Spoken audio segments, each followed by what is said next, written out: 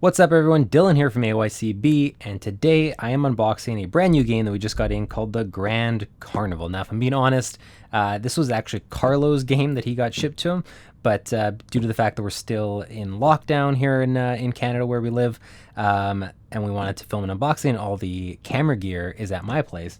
I got a special drop-off from Carlo, and I get to do the unboxing for a game that isn't even mine. So an extra bonus for me, but an extra bonus for you guys too, because you guys get to find out what's in this really gorgeous-looking box with this amazing artwork. And like I said, this is a brand new game. It's from Cramer, published by Uproarious, and it's sort of a grid placement. You're building your own carnival essentially. I don't even know a whole lot about it beyond that. I just know that Carlo got me really excited about it, and I'm excited to look inside the box and get to unpack it and find out what's in there. So let's crack this baby open and take a look.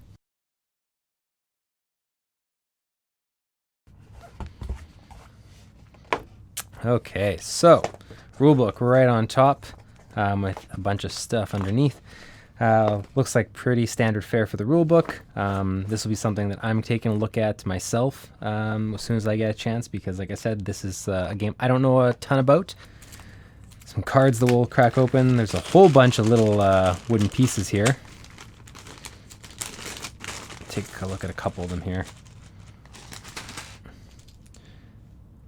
Trying to discern what these shapes are without actually looking them up, but they are very intricate. There's some really cool things in there.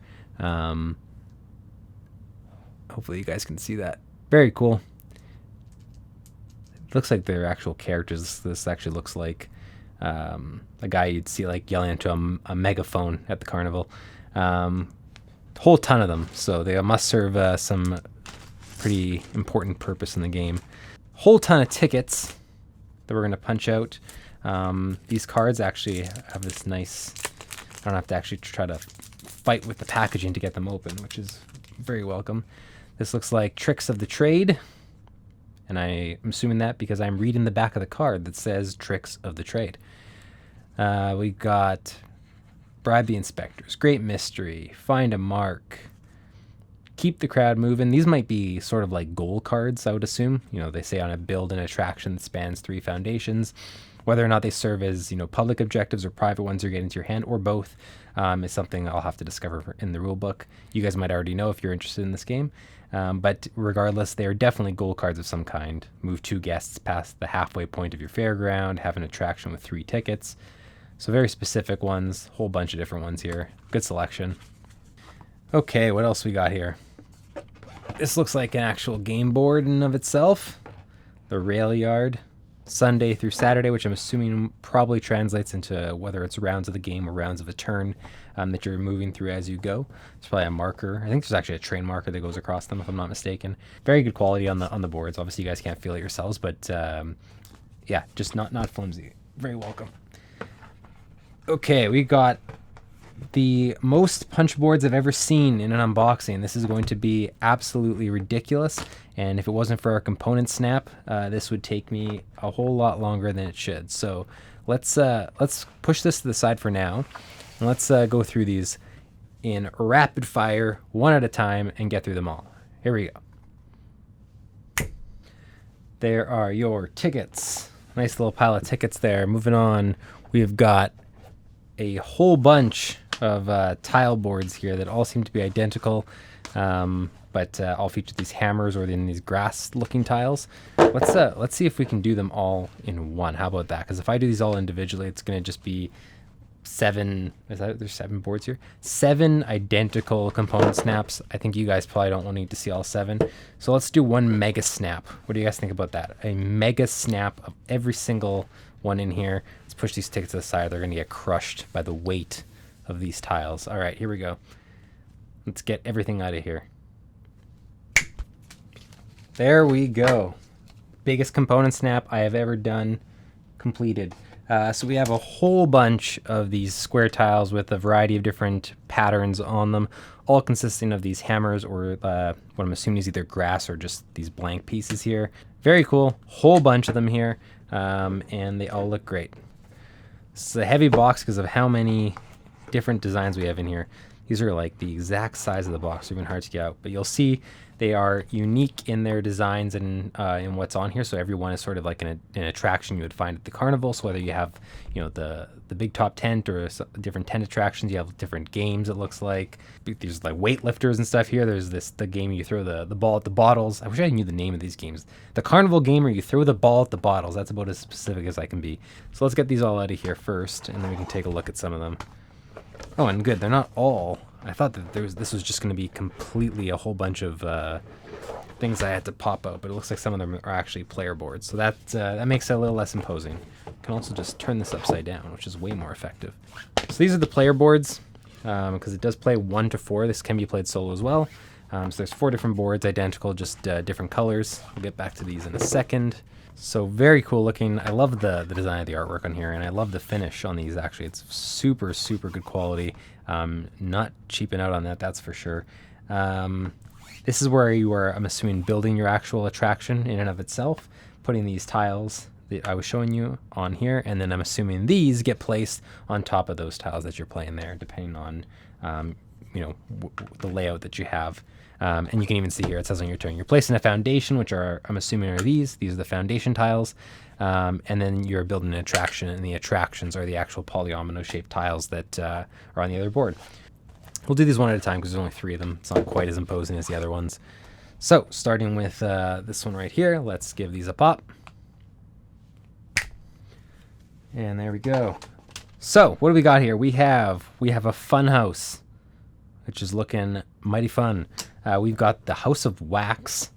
We've got this sort of kids ride, long piece with like sort of like a train track or roller coaster feel on it. We've got what I thought at first glance was going to be a wrestling ring, but now that I'm looking at it, is quite obviously a pony attraction for kids. Not quite as exciting as I thought it was in the first place. We've got the Ferris wheel. We've got fortunes. We've got the romantic Valentine's ride on the Swan. We've got a whole bunch of stuff. Each one is unique. I love that it's not just a bunch of repeating attractions where, you know, you have a stack of funnel cakes and, you know, you can choose to place one from the pile. Each one seems to be its own attraction. Let's move on to the next set of unique ones, which it looks to be, yeah, I don't see any identicals here. So this is really cool. Let's take a look. Okay, whole bunch of more stuff. We got the House of Mirrors, which is a really cool looking piece here.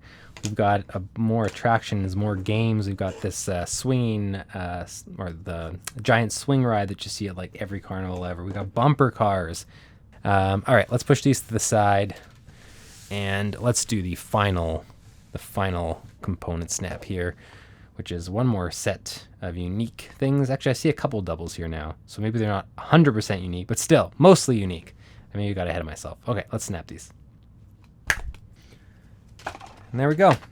So like I said, there are a couple doubles in here I'm seeing now, like there's the repeat of the House of Wax and the Magic Show or the balloons. But that being said, in general, when I say doubles, there's only like 2 Houses of Wax, I think, in the entire collection. And there's a whole bunch of tiles. So I think there might be like 2s of a few things, or maybe 3s. And I'm sure that comes in more to the function of the game. The fact that maybe you don't want to have only a single square piece that's available to people. But in general, there is a whole bunch of variety here in terms of different attractions that are on these polyomino pieces. So all things considered, I think it's still super cool just how much you're going to have to play with here. Let's just put them all here, and you can see just how many there are. I mean, there are a lot. Look at this. Just a whole ton of pieces here. Okay, and there you have it. You'll notice this box is packed to the brim. I mean, they used every bit of space in here. This is one of those instances where they could have, you know, had a much bigger box and left a bunch of empty space. We've seen that in a few different games, and it's a pet peeve of ours. But they've used every inch of this.